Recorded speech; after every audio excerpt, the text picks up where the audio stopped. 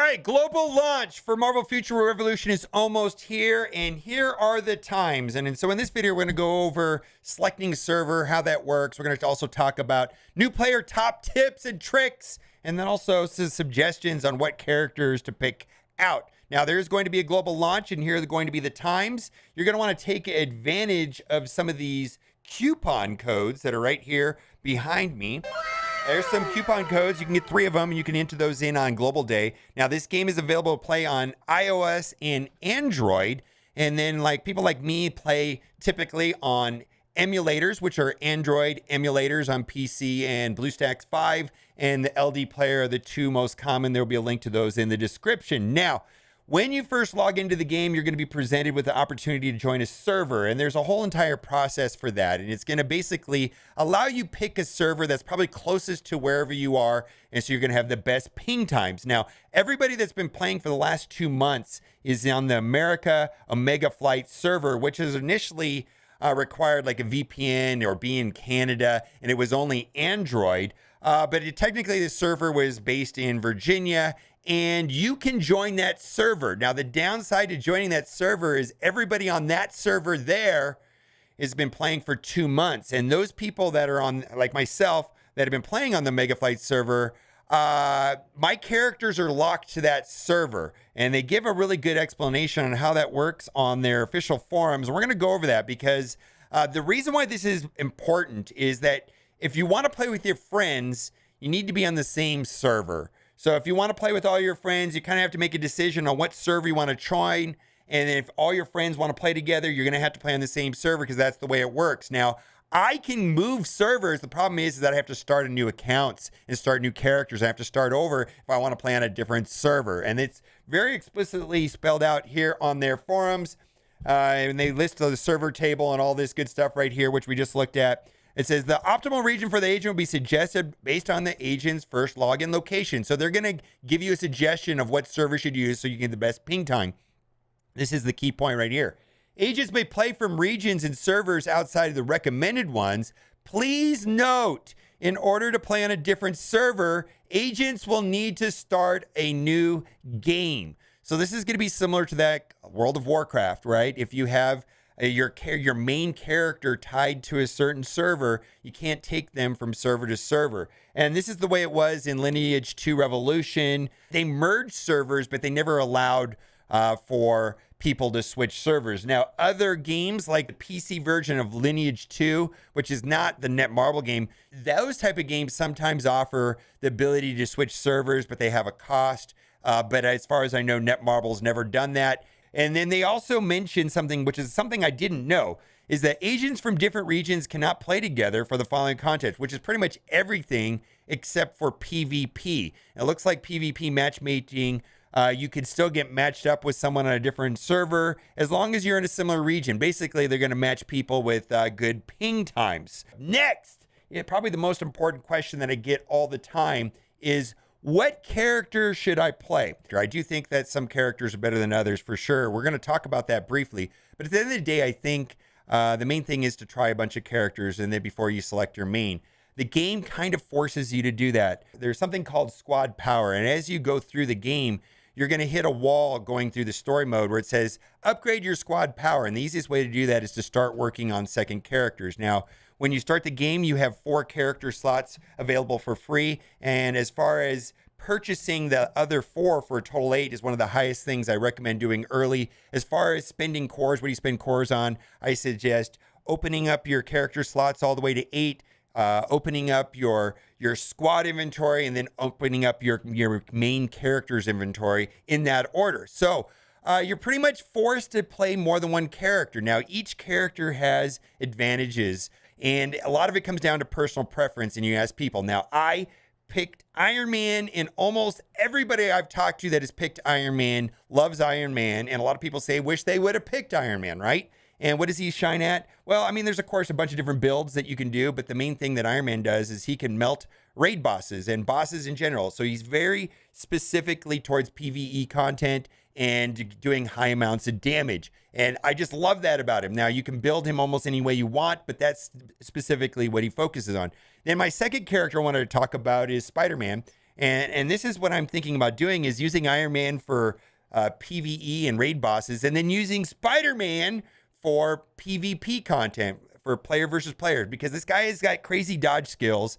He has all these negative effects that he can put on you. He can stun you, and plus he can clear massive amounts of waves in PvE content. He pretty much specializes at everything but raid bosses. He's pretty much almost like the opposite of Iron Man in a lot of ways. And so what I was thinking about doing is having Iron Man as my main raid boss killer, and then Spider-Man is my main player versus player killer. I just think it's a lot of fun, a lot of dodges. These two characters, I think, are the two most popular characters in the game, Iron Man and Spider-Man. They also feel amazing to play. Like, they just feel great when you play them, because a lot of characters don't. And that's where I'm going to say, I just don't like the way they play. I don't like the way they feel. And you can play the characters and make that your own determination. Now, in soft launch, Black Widow was pretty much the best character in the game, and they've attempted to nerf her. And I just want to also point out that this video was made a couple days before global launch. On global launch, they could change a lot of things. So you're going to have to stay tuned to the channel. Be sure to like and subscribe, because if they change things, you're going to probably want to take a look at that. And then maybe your decision on who you pick will be made based off of the changes they make on global launch, which is unknown at this time.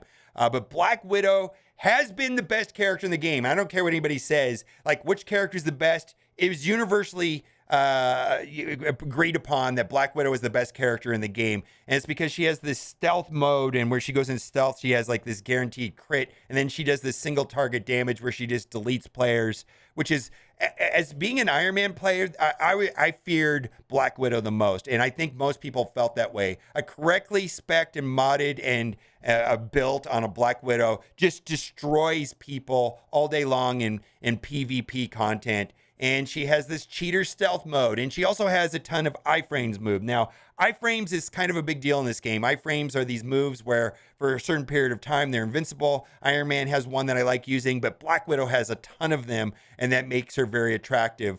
Black Widow, there you go. Then next on the list, I think worth considering and trying, is Doctor Strange. Doctor Strange is like AoE, has the ability of clearing mobs. He's very effective at PvE and special operations, and he's just he probably levels the fastest, and he also seems to be very well-rounded. I found him to be a little bit clunky, and I didn't really like how long it took, and his cast time seemed really slow, but he seemed a lot better than Storm. And so I prefer Doctor Strange in most ways over Storm. And for me, I guess they're different characters and they work for different things, but they pretty much felt the same as far as what they did, and that's fine. So Doctor Strange is definitely worth trying out. I think that these 4 characters are probably the 4 most popular in the game, and I think most people are going to have a good experience if they try playing these 4 characters. Next on the list, I think, is worth checking out, is Captain America. Now, he's a bruiser, melee damage, very tanky, a tank, if you will. Now,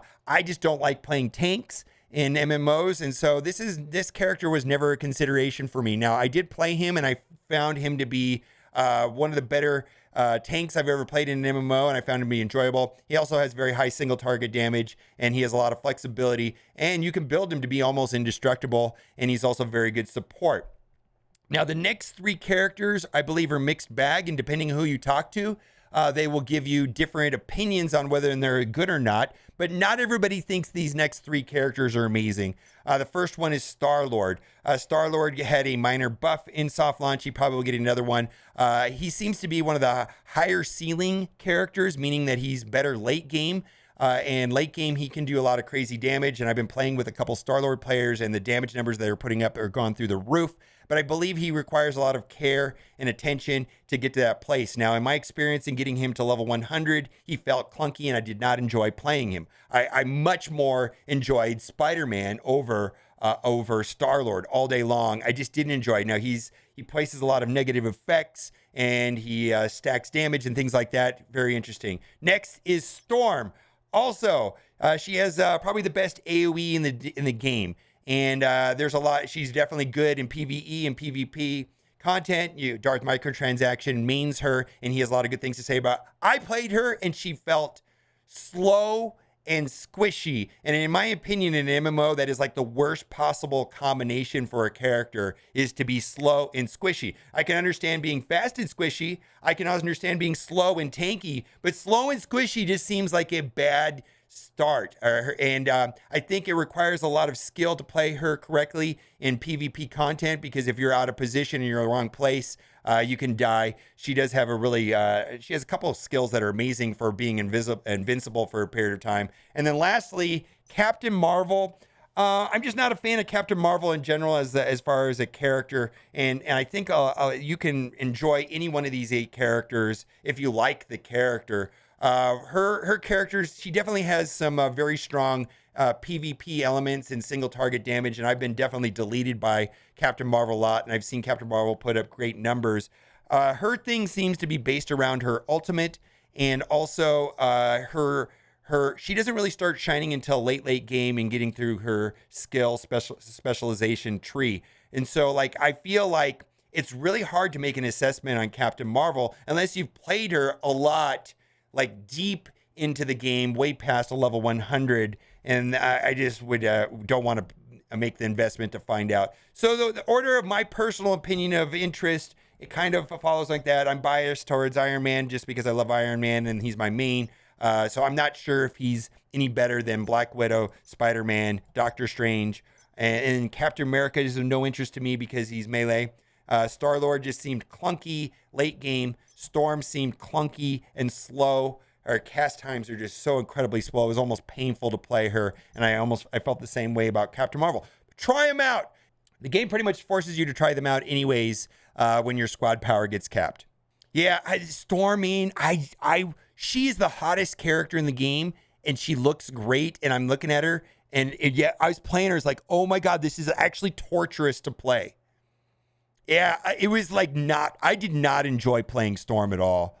Yeah, I just did not like it. I was like, oh my God, this is horrible. Like when you play SpiderMan, you just like, oh, this is so much fun. It feels like you're playing SpiderMan. It's just amazing. When you're playing Iron Man, you feel like you're playing Iron Man. It just felt like natural and fluid. And then I'm playing like Storm, and I'm going, oh my God, I hate this. All right, we're going to go over a couple of tips and things that I think are kind of important to consider when playing this game. Number one is whenever you first log into the game, always log in with your main first, because there is login rewards. And like today, we're going into the 28th day, which is going to be a 5-star costume box. And I want that box to be on my main, not on my alternates. So I think this is very important when the first time you log in every day to be sure that you log in initially with your main account. Tip number 2 is do not be wasting the very valuable sin particles or sign particles until you know what character you want to be your main and which also regional set you want to start pursuing. One of the only ways of getting these coveted regional gear pieces is to craft them in the workshop. And basically the main choke point on this is going to be the sin particles. And so I think upgrading random gear is a bad idea until you've established which characters you're going to be your main and what actual regional piece you want to start developing. Now, each character has 4 pieces of gear: head, shoulders, arms, and legs. And by completing each region, you get a regional helmet. And for me, what I would suggest, if for some strange reason you pull a second piece of gear, like a chest piece, probably from there on out, you're going to want to continue on that path. Also, very important, pro tip number 3, don't unlock items. If any item appears in your inventory that is locked, please do not unlock that. Those items are important. Do not scrap items that drop into your account locked. They are very important. Pro tip number 4, I think you want to be very careful with your crystals. This is the premium currency, and I'm going to suggest the first thing that you should unlock with the premium currency is your 4 character slots. You get 4 for free, and then you need to pay to unlock the last 4. And I got to say, the tendency would be to go and open a bunch of costumes and Omega cards and dimension bots. And if you're a free-to-play player, I'm going to say that that's a bad idea. I think in the order of importance of spending these crystals would be unlocking the last 4 character slots so that you can play 8 characters. Secondly would be for inventory and unlocking your squad inventory levels. I think this is a great place because you're going to run into inventory problems, but having the storage right here on your squad storage, because that is shared among all the accounts, and you can, when you start running out of space, you can put over there. And then lastly, I would suggest upgrading your main character storage. So I would focus on those 3 parts before spending on costumes or things like that.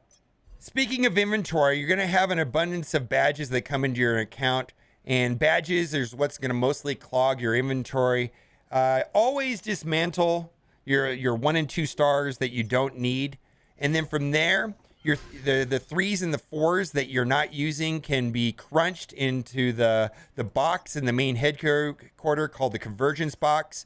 And mostly you're going to want to save your 5 and 6 badges because you can always use them on your alternate accounts. And so you're going to want to save them and put them into storage. So there's going to be a map system, and you're going to go through regions. And as you go through the regions, you're going to explore new worlds.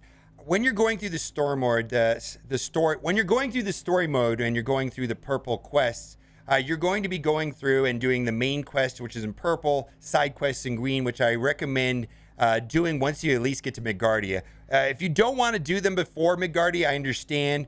When I power level, I don't do the green side quests up until I get to Midgardia. Then there's also these yellow limited time quests, which are actually usually very, very easy to do, and you usually get a piece of costume. Now, when you're going through the open world and you're doing your purple quests and your green quests, I highly recommend to party, always party, because this way you get credit for anything killed on the team, and it goes towards your quests. There's literally no reason to not party at all. Just always party. It's a big deal. Now, as you go through each region and you complete a region, you're going to get a helmet or the regional gear. And the regional gear is going to be the most coveted pieces in the game. They give you the helmets, and it feels bad if you unlock another helmet because you get all the helmets for free. And I wouldn't even worry so much about finding the rest of the regional pieces, but the main thing to know is that you do get the helmet for free when you complete the region, and they are locked and they glow, and do not unlock them, do not sell them. Okay, we'll wrap up with 2 small suggestions and way of doing it. First, always press the skip key. Don't be that guy that never presses the skip key. When you're playing in co-op modes, you're going to see these cutscenes a lot, and I hotkeyed the cutscene, which is also helpful to skip when you're playing in the story mode if you're playing on keyboard and mouse. So I hotkeyed the skip button because it comes up a lot, specifically in the story mode.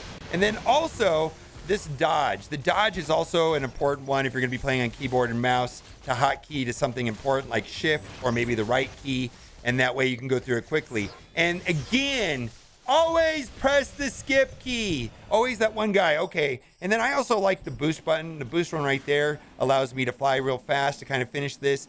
But the dodge key is really important, specifically when you're playing in PvE like Maestro, which is the 100 Blitz. And what happens is that when you're fighting against him, he will do an AoE, and this will flash yellow, and that'll tell you when to dodge. See right there, it flashed yellow. And then I hit dodge, and I was invincible, and I didn't take any damage. So you could literally just watch right here in the corner for when it flashes yellow, and that'll tell you when to do it so that you don't get hit. Now, of course, that was going the other way, but if I was standing in the arc right there, I would have not hit me. So I'm just watching right here, and I've got this hotkey to my shift key. Some people do right click, but it's just a smart way of looking at it for when he does a big damage move where you could die.